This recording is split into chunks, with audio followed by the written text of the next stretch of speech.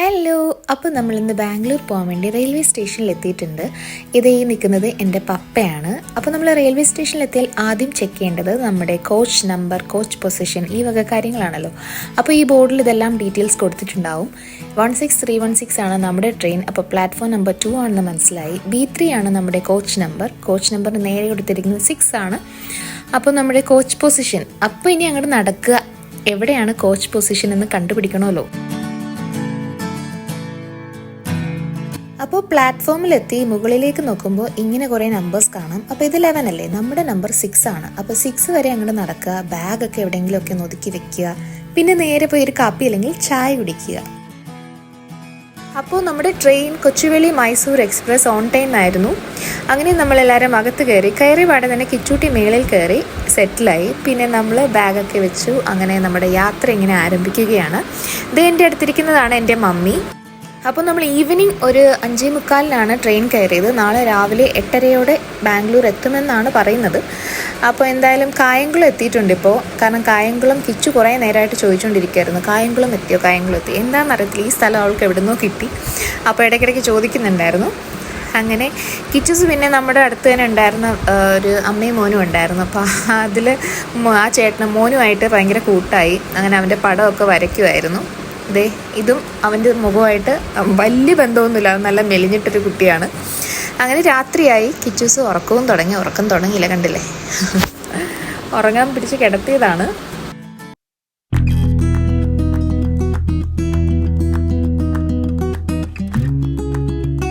നമ്മൾ ബാംഗ്ലൂർ എത്തി ഗൈസ്.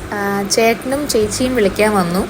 പിന്നെ ചേട്ടൻ്റെ കൂടെ കാറിൽ ഞങ്ങൾ ഇത്രയും പിന്നെ ലഗേജുമായിട്ട് പോകാമെന്ന് കരുതി, കാരണം എല്ലാവരും കൂടെ പറ്റില്ല. അപ്പോൾ മമ്മി, പപ്പ, ചേച്ചിയൊക്കെ ആയിട്ട് ഒരു ഓട്ടോയിൽ വീട്ടിലോട്ട് പോയിട്ടുണ്ട്. ഇതാണ് നമ്മൾ വന്ന ബാംഗ്ലൂർ റെയിൽവേ സ്റ്റേഷൻ.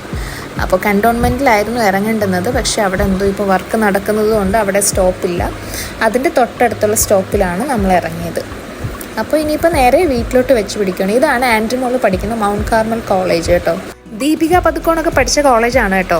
അപ്പോൾ ആൻഡ്രി മോൾ ഇപ്പോൾ +2 അവൾ നെക്സ്റ്റ് ഇയറോട് കൂടി മിക്കവാറും ഔട്ട്സൈഡ് എബ്രോഡ് പോവുകയാണ്. ഒരു കോഴ്സൊക്കെ ഇങ്ങനെ കണ്ടുപിടിച്ച് വെച്ചേക്കണം. ആൾ മെയിൻലി സ്പോർട്സിലോട്ടാണ്, അപ്പോൾ അത് റിലേറ്റ് ചെയ്തിട്ടുള്ള ഒരു കോഴ്സാണ് അവൾ ചെയ്യുന്നത്. അപ്പോൾ ഇതാണ് ചേച്ചിയുടെ ഫ്ലാറ്റ്.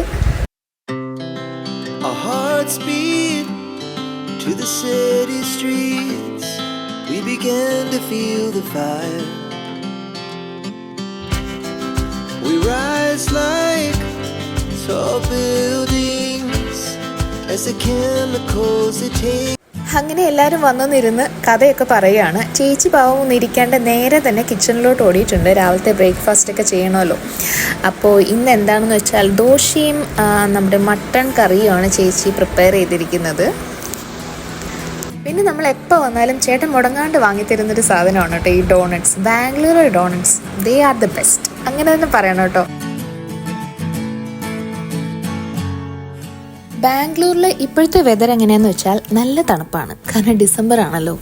അപ്പോൾ പൊതുവേ ഇവിടെ തണുപ്പാണ്, ഡിസംബർ ആകുമ്പം തണുപ്പ് കൂടും. അപ്പോൾ ഇതാണ് ചേച്ചിയുടെ ബാൽക്കണിയിൽ നിന്നുള്ള വ്യൂ. ഇവിടെ അടുത്ത് തന്നെ എല്ലാ ഷോപ്സും അവൈലബിൾ ആണ് കേട്ടോ. ഈവൻ ലിക്കർ ഷോപ്പ് പോലും അവൈലബിൾ ആണ്. അതുകൊണ്ടാണല്ലോ വന്ന പാടെ രാവിലെ ഈ തണുപ്പത്ത് ഒന്നും കൂടെ തണുക്കാൻ വേണ്ടിയിട്ട് എൻ്റെ വ്ളോഗാണ് ഈ പ്ലേ ചെയ്യുന്നത്.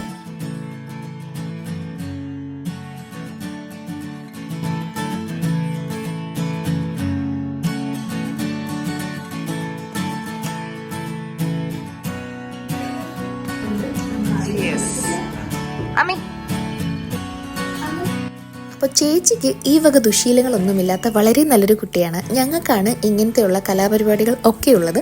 ഇത് നമ്മുടെ ബിഗ് ബ്രോ ആണ്. ഇതെന്താണെന്ന് വെച്ചാൽ ആട്ടും കാലിട്ട സൂപ്പാണ്. മമ്മി വരുമ്പോഴൊക്കെ ചേട്ടൻ ഇത് വാങ്ങിക്കൊണ്ട് കൊടുക്കാറുണ്ട്. ഇവിടെ താഴെ തന്നെയുള്ളൊരു ഷോപ്പിൽ ഇത് അവൈലബിൾ ആണ്. സൺഡേ മാത്രം കിട്ടുന്നൊരു ഐറ്റം ആണ് കേട്ടോ. ബർത്ത്ഡേ കാരിയാണ്. ബർത്ത്ഡേ നാളെ എത്ര വയസ്സാണ്? 18. Are you happy? യെസ്.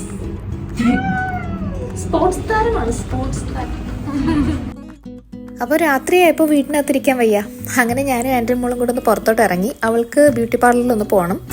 ഞാനിങ്ങനെ ഇവിടെ അടുത്തുള്ള ഷോപ്പൊക്കെ ഒന്ന് എക്സ്പ്ലോർ ചെയ്ത് കുറച്ച് പാനിപൂരി, പിന്നെ എന്താ ഇവിടെ നല്ലൊരു ഫലൂഡയൊക്കെ കിട്ടുന്ന ഷോപ്പുണ്ട്, അവിടേക്ക് ഒന്ന് പോയി കറങ്ങാനാണ് ഞാൻ ഇറങ്ങിയിരിക്കുന്നത്. അപ്പോൾ ആദ്യം നമുക്കെന്നാൽ ബ്യൂട്ടി പാർലറിൽ പോയി ആൻറ്റിയുടെ പരിപാടികളൊക്കെ കഴിയട്ടെന്ന് വിചാരിച്ചു. അങ്ങനെ നമ്മൾ അങ്ങോട്ട് വെച്ച് പിടിക്കുവാണ്. അങ്ങനെ ഞാനിവിടെ വെയിറ്റ് ചെയ്ത് പോസ്റ്റ് ആവുന്നതിൻ്റെ ഇടയിൽ ഒരാൾ ഇതേ കയറി വരുന്നുണ്ട്. കിച്ചു മോസസേട്ടനുമായിട്ട് പുറത്ത് പോയതാണ്. പോയിട്ട് തിരിച്ചു വന്നപ്പോൾ അവൾക്കൊരു ജാക്കറ്റ് ഫ്രീ കിട്ടിയതാണോ എന്നറിയില്ല, ചേട്ടൻ വാങ്ങിച്ചു കൊടുത്തതായിരിക്കണം. അപ്പോൾ ഞങ്ങൾ അത് പരിപാടിയിലൊക്കെ കഴിഞ്ഞു. ചേച്ചിയും വന്നായിരുന്നു. തിരിച്ച് നമ്മളുടെ വീട്ടിലോട്ട് പോവാട്ടോ. ഇവിടുത്തെ സ്ട്രീറ്റ്സ് ഒക്കെ കണ്ടില്ലേ, എന്ത് രസമാണ് കാണാൻ. ഇത് ഒരു ഫിഷറീസ് മിനിസ്റ്ററിൻ്റെ വീടാണ് കേട്ടോ. ഈ ഏരിയയ്ക്ക് കുറച്ച് പോഷ് ഏരിയ ആണെന്ന് ചേച്ചി പറഞ്ഞു, വേണമെങ്കിൽ വീഡിയോ എടുത്തെന്ന് പറഞ്ഞു. അപ്പോൾ എന്തായാലും അതൊക്കെ കഴിഞ്ഞു. നമ്മളിത് നമ്മുടെ ലസ്സി ഷോപ്പിൽ എത്തിയിട്ടുണ്ട്. ഇതാണ് ഞാൻ പറഞ്ഞ എനിക്കിഷ്ടമുള്ള ഫലൂഡ കിട്ടുന്ന ഷോപ്പ്. ഇവിടെ എല്ലാം റീസണബിളാണ് കേട്ടോ.